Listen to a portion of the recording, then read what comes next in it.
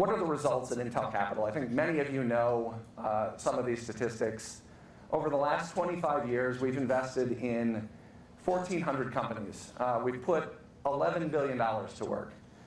If I stand back, 25% of those investments have been outside the US, 75% in the US. We have a list of successful companies where we invested early stage, like Broadcom, VMware, and more importantly, I think if you look at those first two numbers on the page, take out the 400 companies that are currently in our portfolio, and there's 1,000 companies historically that we've invested in. 600 of them we've had positive outcomes in the form of an IPO or a private exit. That 60% statistic is really helpful and telling in how we find and generate new opportunities. Anybody can provide the capital going into a company.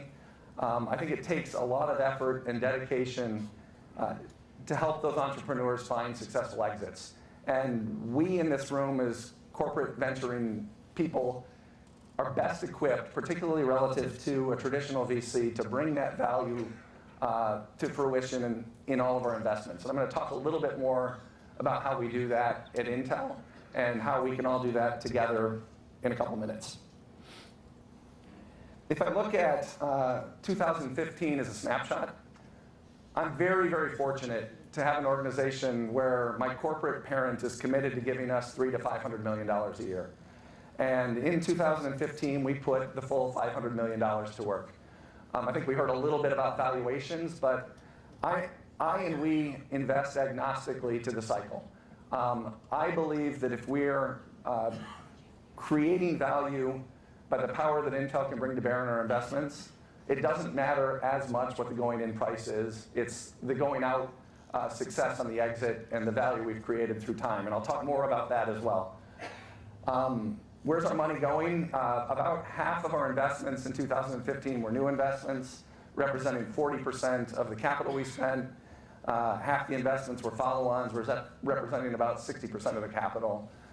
35% of our investments were outside the US. We are very focused on things like the Internet of Things space, wearables, which led to the technology that's in my new Tag Heuer Intel watch, drones and robotics, which I think you've all heard a lot about, and I will talk some more about. Security is another place that's incredibly hot for us.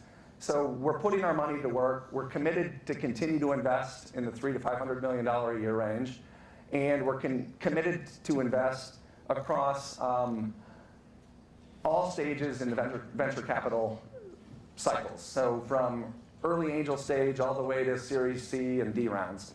And I think it's important that we stay consistent in that way. And there's not going to be a lot of change in that regard relative to how Arvin ran the business and how I run the business.